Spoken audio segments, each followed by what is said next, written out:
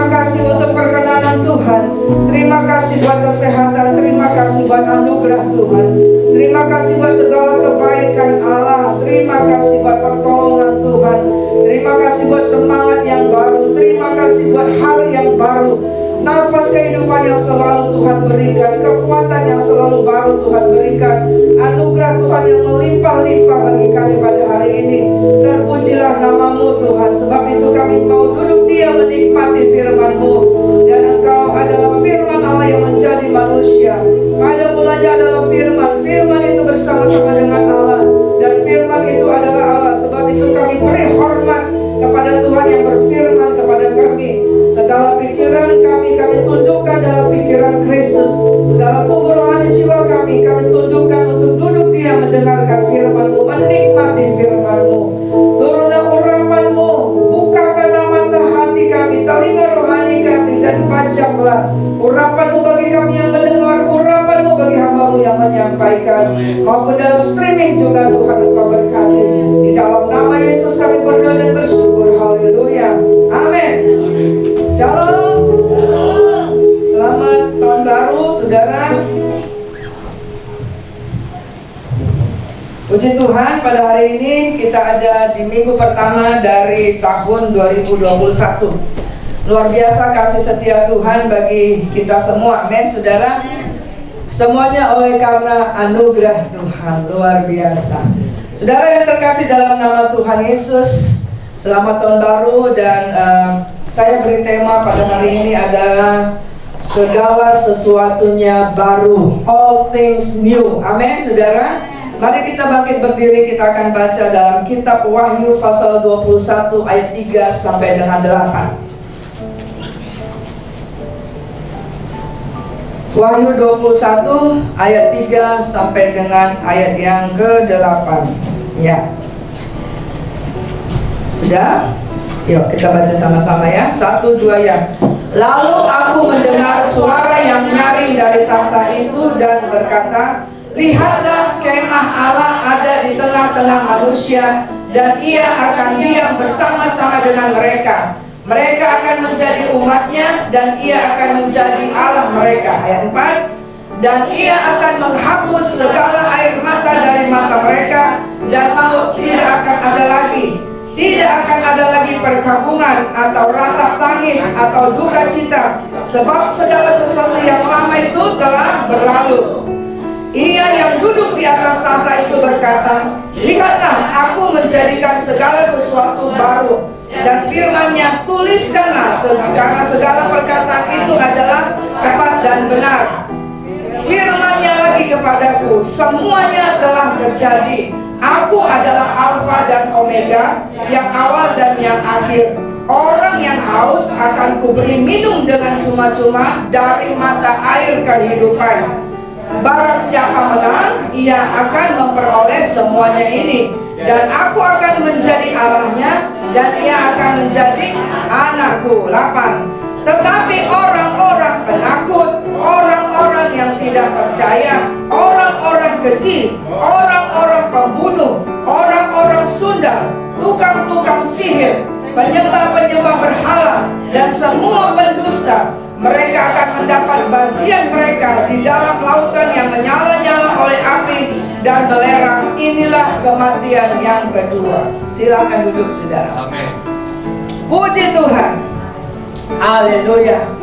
Setiap hari orang akan antusias untuk memasuki tahun yang baru. Betul gak saudara?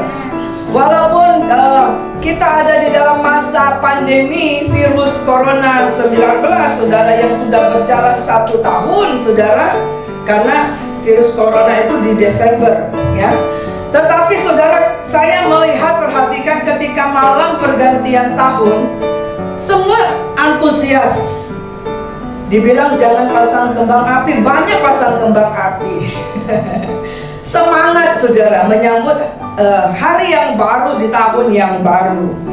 Dan saya pikir semua orang juga pada akhir Desember, 31 Desember, tidak ada yang tidur dengan cepat. Pasti akan menunggu detik-detik pukul 00 tanggal 31 Desember. Betul apa enggak? Kalau sudah tidur bangun pada waktu 00, sibuk untuk bertelepon mengucapkan selamat tahun baru. Kita mengucapkan selamat, kita boleh masuk kepada hari yang baru, tahun yang baru. Dan ingat firman Tuhan saudara dalam Yohanes 10:9 kemarin, bahwa orang yang masuk melalui pintu yaitu Yesus, dan dia yang keluar, masuk dan keluar melalui pintu itu ya Yesus, dikatakan dia akan selamat dan akan menemukan padang rumput yang hijau. Itu luar biasa firman Tuhan. Di dalam Mazmur 121 juga dikatakan, dialah yang menjagakan engkau, yang menjagakan keluar masukmu. Dalam setiap musim dalam hidup kita, dalam pergantian hari ketika kita melangkah masuk di dalam Tuhan Yesus, melalui Tuhan Yesus, saudara percayalah, pasti ada keselamatan di sana. Pasti engkau akan menemukan padang rumput yang hijau. Nah, hari ini saudara, tema firman Tuhan adalah segala sesuatunya baru. Ketika kita melalui hari yang baru, di tahun yang baru, saya pikir tidak ada di tempat ini yang ingin sesuatu yang lama, pengen sesuatu yang baru, betul gak saudara ya? Ya kan? Komitmen yang baru, semangat yang baru, pakaian yang baru. Mungkin rumah juga didekorasi dengan sesuatu yang baru untuk memberikan semangat bagi kita. Dan sebentar nanti dalam minggu depan anak-anak mulai memasuki tahun ajaran yang baru, semester yang baru, ya. Nah, saudara yang dikasih dalam nama Yesus, ada yang kita pelajari dalam kitab Wahyu 21 ini. Yang pertama adalah, saudara-saudaraku, dikatakan di sini adalah segala sesuatu yang lama telah berlalu dan menjadi baru, ya. Segala sesuatu yang lama telah berlalu dan menjadi baru, saudara. Berarti apa, saudara? Firman Allah sedang berkata bahwa segala sesuatu yang lama itu harus diganti yang baru. Firman Tuhan dalam Ratapan 3 ayat 22 dan 23 dikatakan, rahmat Tuhan selalu baru setiap hari. Selalu baru. Nah, dikatakan di situ air mata. Mungkin di tahun yang lama ada air mata, ada ratap tangis, ada perkabungan, ada duka cita. Tetapi dikatakan itu digantikan oleh Tuhan dengan sesuatu yang baru. Apa yang telah kita lalui sepanjang tahun 2020, sesuatu yang lama yang kita belajar kemarin di tanggal 1 Januari, firman Tuhan katakan, sesuatu yang lama yang tidak layak untuk diingat, mari kita akan tinggalkan di dalam kehidupan yang lama, di hari-hari yang lama.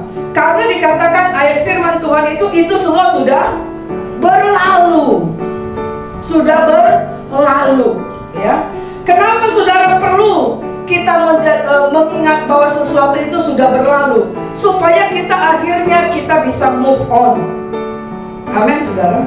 Kalau kita tahu semua yang di belakang kita itu sudah terjadi, sudah lama berlalu, maka kita akan bisa memandang ke depan. Dan Tuhan mau hidup kita adalah semakin hari semakin maju, bukan mundur. Kalau kita naik mobil, banyakan giginya itu gigi maju atau mundur. Bapak-bapak yang bawa mobil, banyak atre atau maju? Maju. Gigi 1 sampai 4 semakin lama semakin kencang. Tapi cuma satunya gigi atre. Betul, saudara? Ya. Nah, kemudian kita lihat yang kedua, saudaraku, bahwa kenapa harus menjadi baru? Karena ayat firman Tuhan tadi dikatakan semuanya sudah terjadi. Amin, semua, saudara. Dan suatu penyesalan yang terlambat disadari. Kita mungkin di akhir Desember kemarin kita katakan seandainya ya, seandainya, tapi sudah terjadi. Tidak mungkin berubah lagi, saudara. Kemudian dikatakan itu sesuatu yang tidak bisa diubah kembali. Ada yang bilang apa? Nasi sudah menjadi bubur. Kok sudah jadi bubur, nggak bisa dia jadi nasi. Ya udah, makan saja, enak bubur ayam. Betul ya saudara ya? Dan sesuatu yang hanya bisa dikenang dan direnungkan, sesuatu yang sudah berlalu di belakang kita, sesuatu yang sudah terjadi, karena ayat firman Tuhan tadi, sesuatu yang sudah lama berlalu, sesuatu yang telah terjadi, itu hanya bisa apa? Dikenang, kemudian direnungkan, supaya kita bisa melangkah di hari yang baru, dengan semangat yang baru, dengan komitmen yang baru, dengan visi yang baru, dengan urapan yang baru. Amin saudara. Supaya kita maju. Nah, ada 3 kunci bagaimana kita bisa untuk move on, untuk kita bisa mengubahkan segala sesuatu yang lama itu, yang sudah berlalu itu, yang sudah terjadi itu, menjadi sesuatu yang baru. Manusia pada umumnya susah untuk move on, apalagi itu misalnya itu adalah peristiwa yang terlalu gembira atau terlalu yang menyakitkan hati, susah biasanya. Tetapi pada hari ini kita belajar harus menjadi baru. Nah, kita lihat yang pertama saudara, semuanya dijadikan baru pada saat mana saudara? Ya, di dalam Wahyu 21 ayat 3 sampai dengan 8 kita belajar yang pertama adalah semua akan dijadikan baru pada saat apa? Sama-sama yuk. Pada saat kemah ada di tengah manusia dan Allah diam bersama-sama dengan mereka. Pada saat kemah Allah ada di antara manusia, pada saat Allah diam bersama-sama dengan mereka, itu segala sesuatu akan diubahkan dari hidup yang lama menjadi yang baru. Amin saudara. Pada saat hadirat Allah diam di dalam hidupmu, pada saat hadirat Allah dan Allah itu berdiam di dalam kehidupan kita, maka saudara, segala sesuatu yang lama, segala sesuatu yang tidak baik itu, dengan sendirinya kegelapan itu akan diusir menjadi terang. Yang kedua kita lihat kapan semua dijadikan baru, pada saat kita baca di sini, pada saat yuk. Silakan yang kedua, sama-sama satu ya. Kita menjadi umatnya dan Ia menjadi Allah kita. Saudara yang terkasih dalam nama Yesus, itulah perbedaan orang yang beribadah dengan yang tidak beribadah. Itulah perbedaan orang yang di dalam Tuhan dengan di luar Tuhan. Orang yang percaya dengan orang yang tidak percaya. Orang yang mengandalkan Tuhan dengan orang yang tidak mengandalkan Tuhan, saudara. Itulah yang dimaksudnya pada saat kita menjadi umatnya dan Ia menjadi Allah kita. Ya, pada saat Dia menjadi Allah kita, Dia tahu, karena dikatakan Dia adalah Imam Besar Agung yang mengerti segala persoalan kita. Dia mengerti segala pencobaan yang kita alami, karena Dia sudah mengalami pada waktu Dia ada di bumi ini. Maka dikatakan Dia bisa menolong kita. Amin saudara. Yesus pernah nangis nggak saudara? Kapan itu? Pada waktu Lazarus. Ya, Lazarus mati, Dia nangis saudara. Dikatakan hatinya masbul berulang kali. Bahkan ayat Alkitab yang paling singkat di situ, maka menangislah Yesus. Pernahkah Yesus dikhianati? Wah, dikhianati Dia saudara. Dikhianati oleh siapa? Muridnya sendiri, bendaharanya saudara, berarti orang yang paling dekat di antara muridnya sebenarnya. Kemudian murid-muridnya yang 12 pada waktu dia disalib juga ditinggalkan, kabur. Orang yang diberi makan 5.000 orang, 4.000 orang kemana semua? Tidak ada yang mengucap syukur, betul? Tidak ada yang berterima kasih. Berarti ketika kita menghadapi seperti itu, Yesus sanggup menolong kita. Amin saudara. Ya. Pernahkah Dia mengalami sesuatu yang tidak sukacita? Oh, banyak sekali. Waktu Dia lahir, saudara dan saya lebih utama dari Dia. Dia lahir di mana saudara? Di kandang. di palungan. Palungan itu apa saudara? Tempat makanan binatang saudara. Semiskin-miskinnya manusia tidak ada yang lahir di kandang. Semiskin-miskinnya manusia tidak ada yang lahir di tempat makanan. Ada saudara? Berarti siapa yang lebih merana ketika jadi manusia? Yesus. Artinya dia bisa menolong kita dalam kondisi terpuruk apapun. Amin saudara. Yes saudara.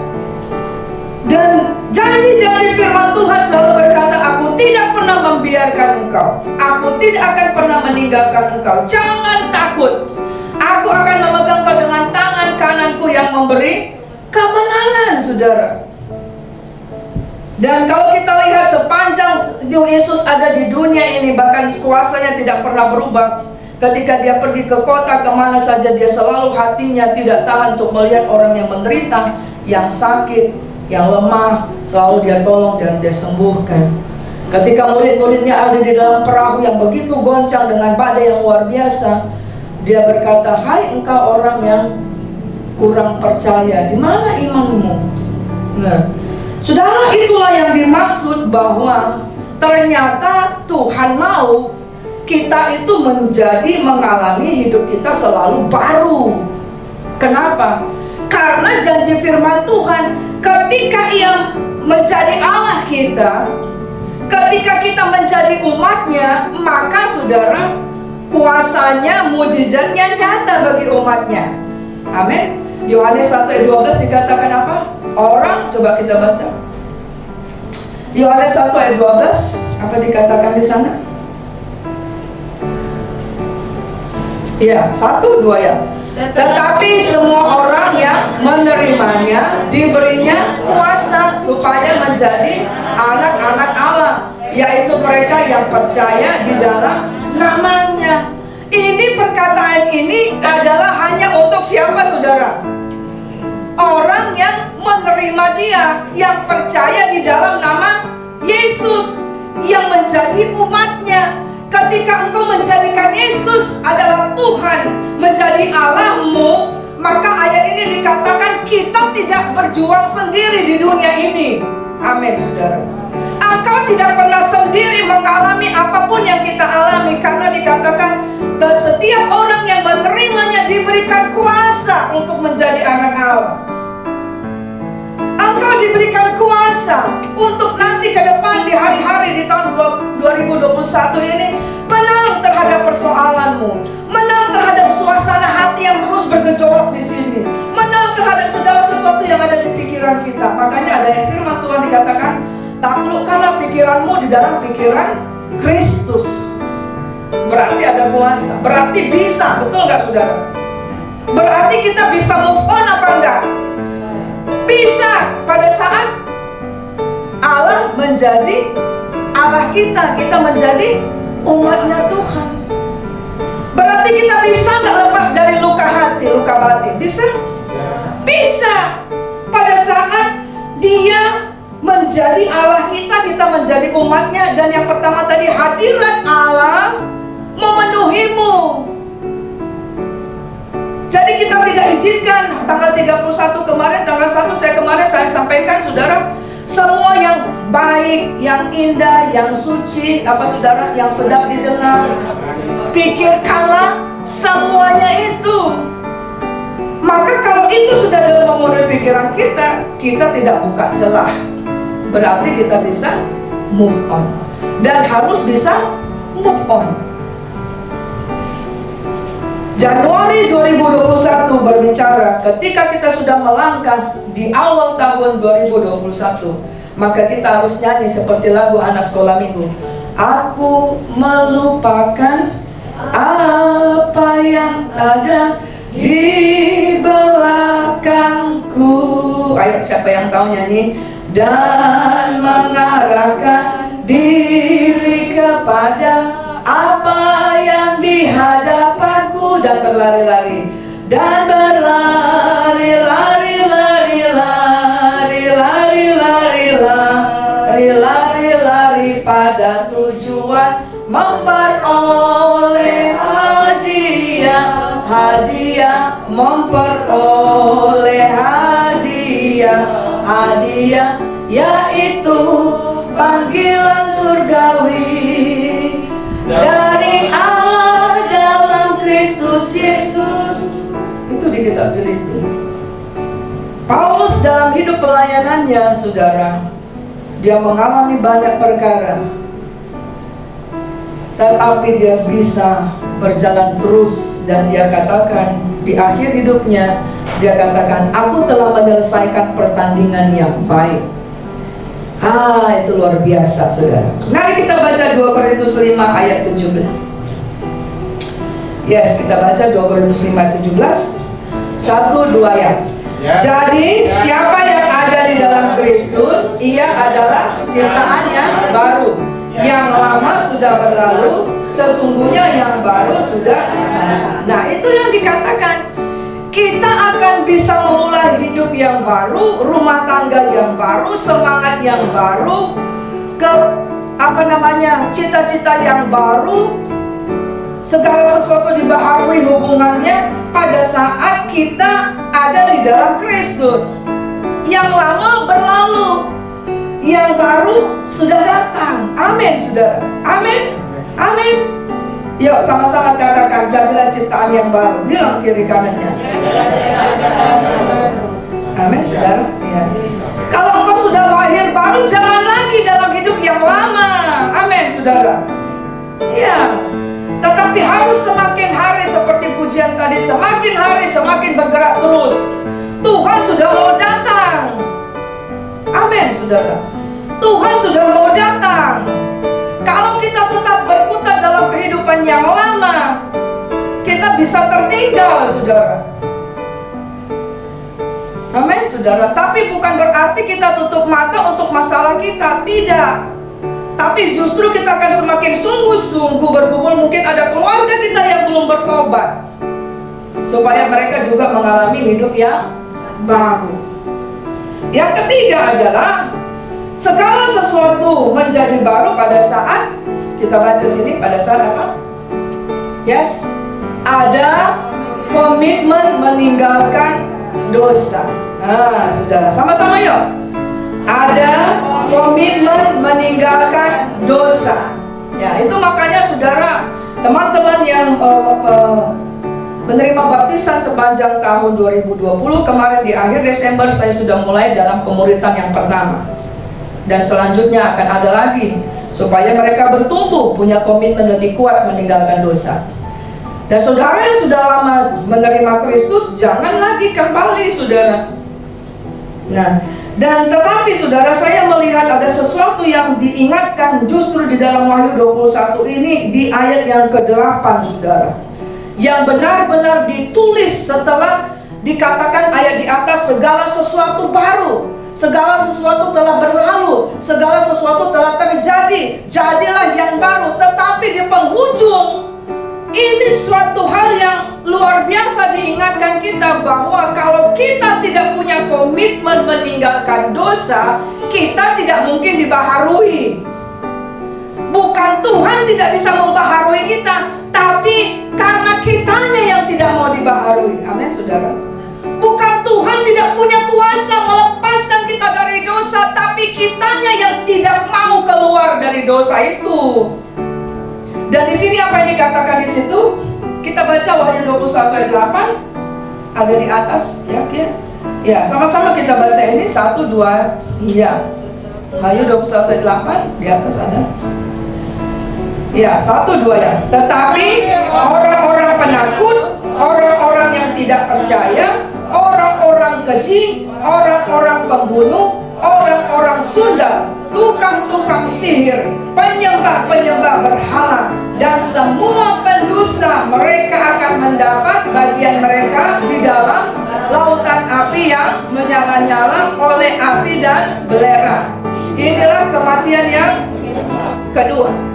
Ketika di atas mulai dari ayat 1 sampai dengan ayat 7 berbicara Tuhan ingin membaharui kehidupan kita, sedang dikatakan, ini loh, kamu harus menjadi baru untuk masuk dalam Yerusalem yang baru. Maka yang bisa masuk adalah manusia yang dibaharui. Untuk masuk dalam kekekalan, dalam hidup yang baru, dalam Yerusalem yang baru, maka hidup kita harus dibaharui setiap hari. Tetapi ayat ini ditutup dengan, kalau engkau masih berkutat di sini, yaitu pertama adalah penakut. 2 minggu yang lalu kita sudah belajar bunyinya apa, saudara? Jangan takut. Jadi saudara lihat, ternyata roh takut itu bukan daripada Tuhan. Roh takut itu adalah membuat orang juga tidak bisa masuk surga. Luar biasa nggak Alkitab kita? Kenapa saudara? Kalau kita takut berarti sebenarnya apa saudara? Kita nggak percaya kuasa Tuhan sanggup menolong kita. Ya kan? Kalau kita merasa kita takut, kita sedang berkata Tuhan nggak sanggup menolong aku.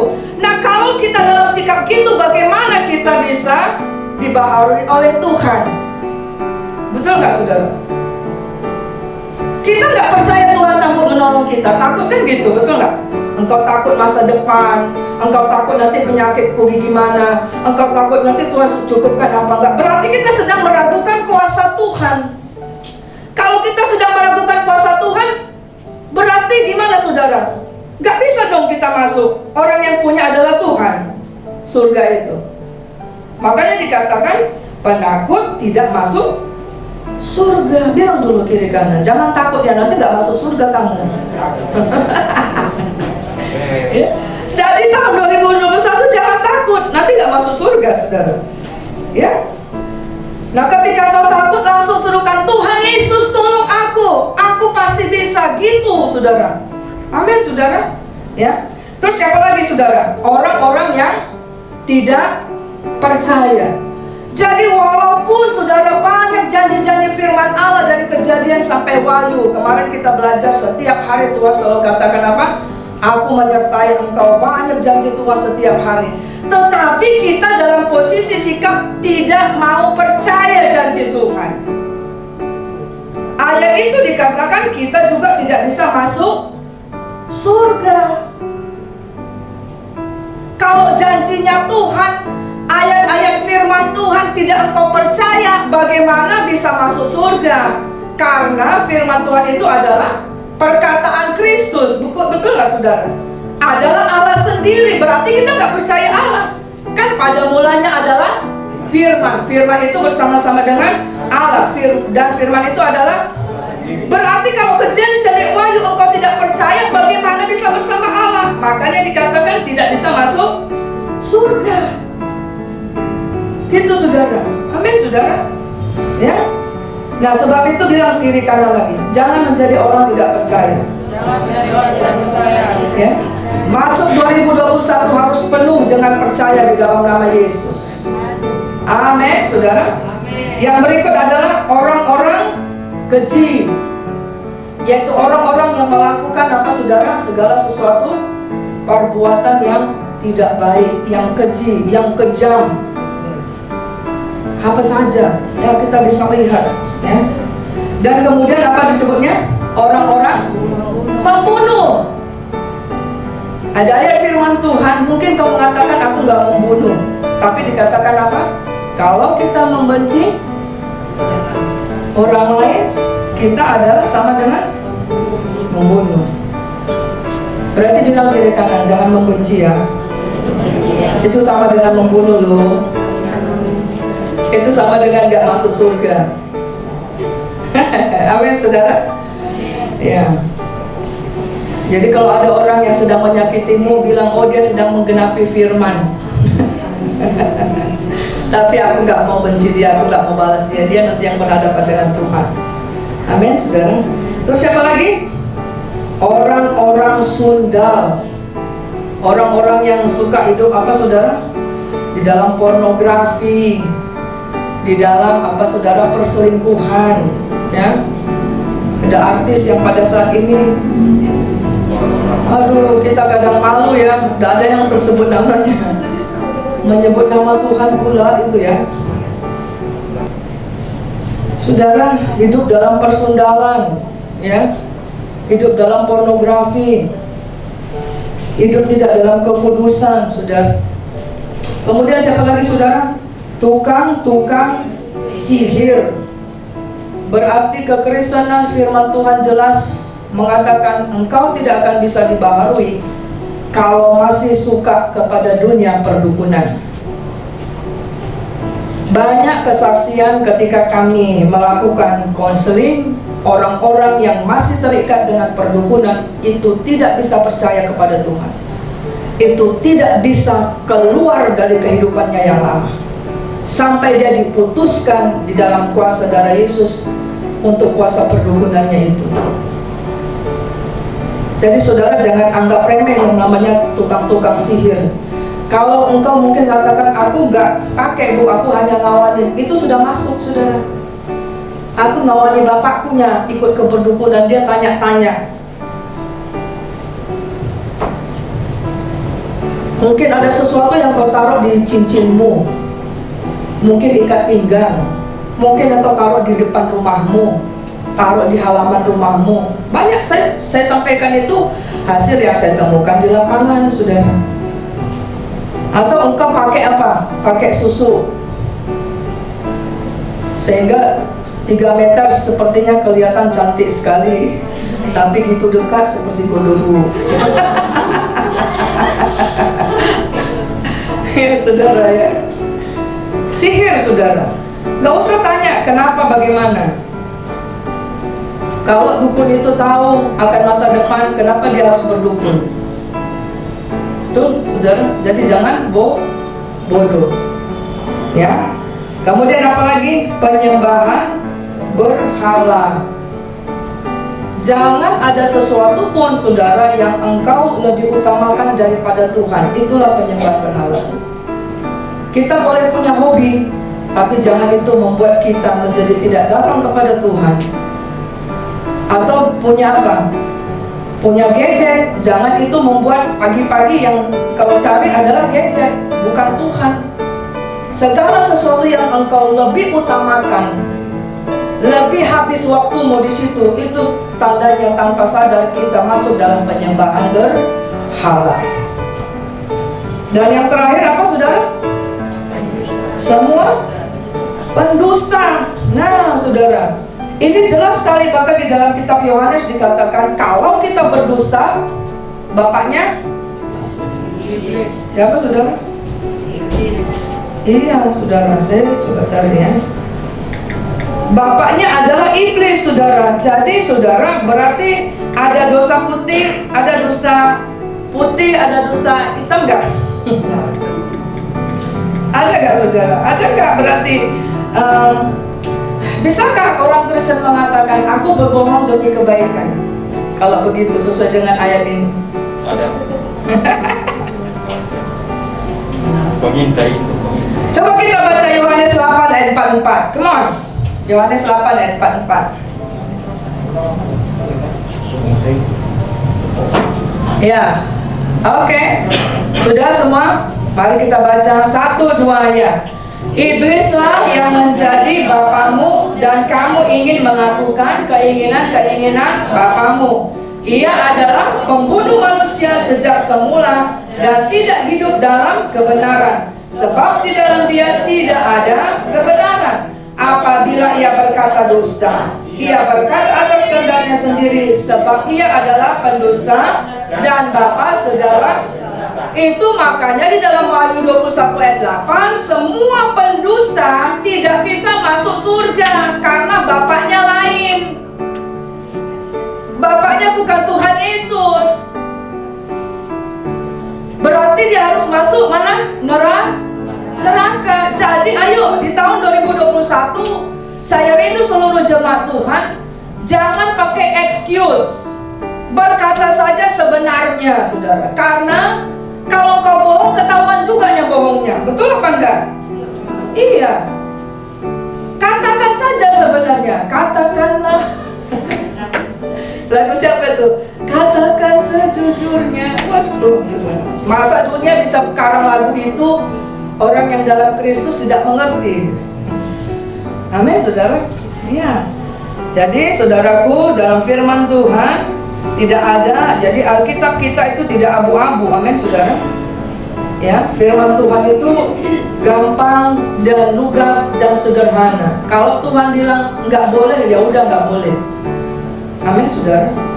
Iya, saudara. Karena kalau engkau sudah mulai dengan dusta yang pertama, maka untuk berikutnya masuk lagi dusta yang kedua untuk nutupi dusta yang pertama. Kemudian setelah dusta yang kedua bingung lagi, apa yang harus kukarang lagi untuk dusta yang ketiga? Dan saya melihat ada orang yang seperti itu sangat merana hidupnya, saudara.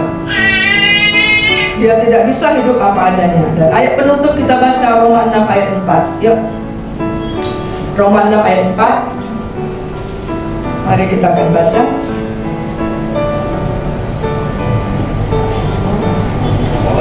Iya, 1, 2 ya.